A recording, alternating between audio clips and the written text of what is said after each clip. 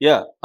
ఇప్పుడొక వార్త మార్నింగ్ నుంచి వైరల్ అవుతుంది. అదేందంటే ఇరాన్‌లో కొత్తగా ఎన్నికైన సుప్రీం లీడర్ ముజ్తబా ఖమేని ఆయన అలీ అయతుల్లా అలీ ఖమేని కొడుకు, రెండవ కొడుకు పెద్ద కొడుకేమో ముస్తఫా, రెండవ కొడుకు ముజ్తబా. ఈయన్ని ఎన్నుకున్నారని నిన్న వార్తొచ్చింది. సో, వార్తొచ్చిన కొన్ని గంటల్లోనే ఈరోజు చంపేశారని గూడా అంటున్నారు. సో, ఇది ఎలా సాధ్యమైంది అనేది ఇప్పటికి ఇంకా బయటికి రాలేదు. కాకపోతే వాళ్ళు నిన్న గూడా ప్రకటించారు. మేము ఎవరొచ్చినా గూడా మేము చంపేస్తాము. ఆహ్, వదలము అనేది నిన్న గూడా అనౌన్స్ చేశారు. న్యూయార్క్ టైమ్స్ ఒక పెద్ద ఆర్టికల్ రాసింది. అమెరికా శత్రువులు ప్రపంచంలో ఎక్కడ దాక్కున్నా బతకరు అనేది గూడా ప్రకటించింది. నిజానికి ఎంత డొల్లగా ఉంది ఆ ఆర్టికల్ అంటే, అమెరికా శత్రువు అంటే ఫర్ ఎగ్జాంపుల్ చైనా ప్రెసిడెంట్‌ని చంపగలరా? రష్యా ప్రెసిడెంట్‌ని చంపగలరా? కిమ్‌ని చంపగలరా? మోడీని చంపగలరా? ఎవరు అసీం మునీర్‌ని చంపగలరా?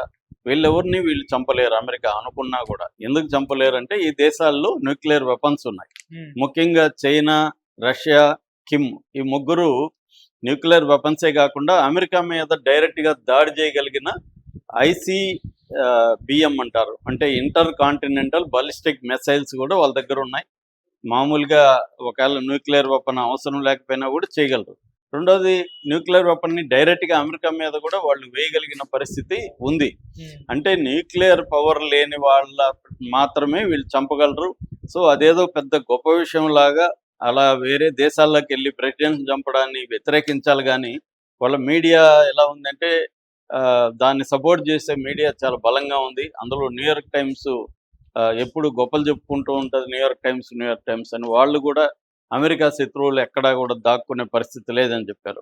సో, నిన్నంతా గూడా పెద్ద ఎత్తున నిన్న ఐదవ రోజు, ఈరోజు ఆరవ రోజు. నిన్న గూడా ఇరాన్ మీద చాలా తీవ్రమైన దాడుల్ని అమెరికా, ఇజ్రాయెల్ చేశాయి. దాదాపు నిన్న వరకే చూసుకుంటే మొత్తం 130 సిటీల్లో 24 ప్రావిన్స్‌లో ఇరాన్‌లో మొత్తం 31 ప్రావిన్స్‌లుంటాయి. 5 రీజియన్స్ ఉంటాయి. సో, 5 రీజియన్స్‌లో ఉండే 31 ప్రావిన్సెస్‌లో 24 ప్రావిన్స్‌లో నిన్న దాడి జరిగింది. ముఖ్యంగా తెహ్రాను, ఇంకొన్ని పట్టణాల మీద క్వామ్ అంటారు. ఈ క్వామ్ అనేది షియా పవిత్ర స్థలం. అక్కడ గూడా దాడులు జరిగాయి. ఈ దాడులు గూడా మనం చూస్తే ఒకటి సైనిక కేంద్రాల మీద దాడులు జరిగాయి. అంటే ఐఆర్‌జీసీ కేంద్రం ఉంది అక్కడ. తర్వాత కడ్స్ ఫోర్స్, ఎలీట్ ఫోర్స్ ఉంటది. కడ్స్ ఫోర్స్ మీద ఉంది. హ్మ్. సర్వేలెన్స్ డైరెక్టరేట్ ఉంది. బసీజ్ అంటారు. బసీజ్ అంటే పారామిలిటరీ హెడ్ క్వార్టర్ అక్కడే ఉంది. సైబర్ యూనిట్ ఉంది. స్పెషల్ ఫోర్సెస్ హెడ్ క్వార్టర్ ఉంది. తర్వాత ఇంటర్నల్ సెక్యూరిటీ హెడ్ క్వార్టర్ ఉంది. వీటన్నిటి మీద నిన్న బాంబులేశారు.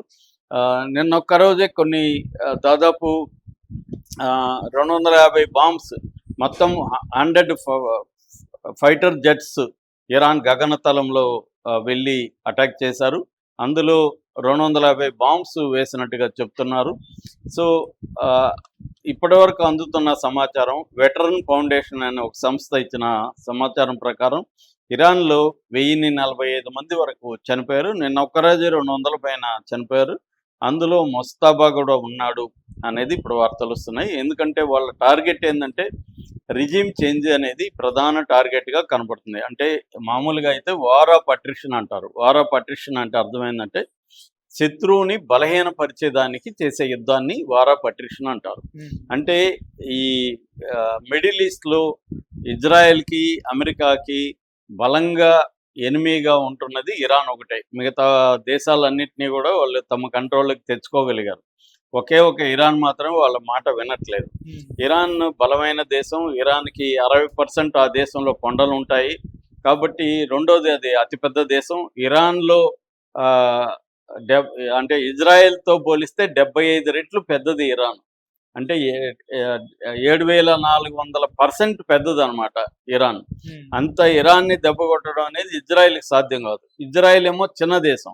ఒక చోటైతే వెడల్పు 15 కిలోమీటర్లే ఉంటది. సో, అటువంటి దేశాన్ని ఇరాన్ దెబ్బకొట్టడం ఈజీ. ఇరాన్‌ని ఒంటరిగా దెబ్బకొట్టడం కష్టం. 12 రోజుల యుద్ధం లాస్ట్ జూన్‌లో జరిగినప్పుడే అర్థమైపోయింది. అందుకని ఈసారి ఇజ్రాయెల్ ఏం చేసిందంటే అమెరికాని రంగంలోకి దింపింది. ఎందుకంటే అమెరికా అనేది సుపీరియర్ ఎయిర్ ఫోర్స్, ప్రపంచంలోనే అత్యుత్తమ ఎయిర్ ఫోర్స్ ఉండేది కానీ నేవల్ ఇది ఉండేది కానీ అమెరికాకే. కాబట్టి అటువంటి అమెరికాని ఢీకొనడం అనేది ఇరాన్‌కి జన్మలో సాధ్యం కాదు.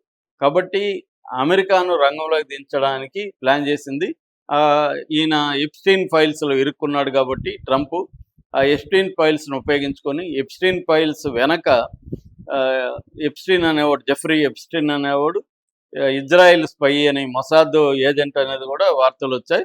సో దాన్ని ఉపయోగించుకొని అతను, ఎందుకంటే అవి బయటకొస్తే అతను జైలుకి పోయే అవకాశం ఉంది.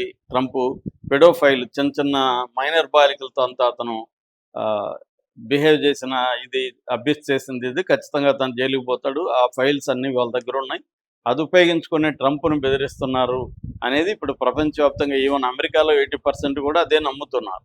సో అలాగా ఉపయోగించుకొని ట్రంప్ని ఇరాన్ మీద అటాక్ చేశారు. ఇజ్రాయెల్కి ఏంటంటే ఇరాన్ బలహీనపడడం అవసరం. సో ఇరాన్లో ముఖ్యంగా ఏంటంటే దీన్ని ఉపయోగించుకొని ట్రంప్ కూడా ఏమనుకుంటున్నాడంటే రిజీమ్ చేంజ్ చేయాలని ఇది ట్రంప్ కూడా అనుకుంటున్నాడు. అంటే ఇప్పుడున్న నాయకత్వాన్ని మొత్తం తుడిచిపెట్టుకొని పోతే అప్పుడు కొత్త నాయకత్వాన్ని తీసుకురావచ్చు, మన కంట్రోల్లో వాళ్ళు ఉంటారు. ఎందుకంటే ఎవడు నాయకుడైనా వాడిని చంపేస్తూ వస్తే మిగతా అవ్వాలి అనుకున్న వాళ్ళు భయపడతారు కదా. అప్పుడు ఆల్రెడీ ఒక వర్గం సిఐతో టచ్లోకి వెళ్ళి సిఐఏతో టచ్లోకి వెళ్ళిందని కూడా వార్తలు వస్తున్నాయి. వాళ్ళు ప్రకటించారు కూడా, అమెరికా వాళ్ళు ప్రకటించారు సిఐఏతో ఇరాన్లో ఉండే ఒక నాయకత్వ బ్యాచ్ ఒకటి వచ్చారు అని చెప్పి. ఆల్రెడీ ఇతర ఇరాక్ ఈ ప్రాంతంలో ఉండే కుర్దుస్తాన్ కోసం పోరాడే వాళ్ళని కూడా రెచ్చగొడుతున్నారు.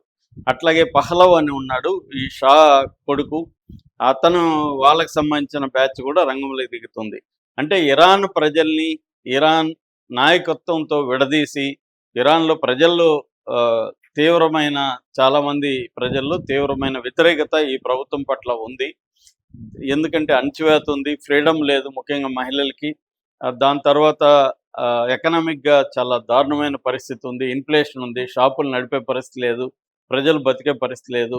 దీన్ని ఉపయోగించుకొని అక్కడ అసంతృప్తిని ఇంకా బాగా రెచ్చగొట్టి అవసరమైతే ఆ పహలవని తీసుకొచ్చి ప్రభుత్వాన్ని మార్చాలి అనేది ప్లానింగ్ ఉంది. ఈ ప్లాన్లో భాగంగా ఇప్పటి వరకు 50 మంది టాప్ లీడర్స్ని చంపేశారు. సో ఇంతకుముందు కూడా లాస్ట్ ఇయర్ కూడా ఒక 50-60 మంది టాప్ లీడర్స్ని చంపేశారు.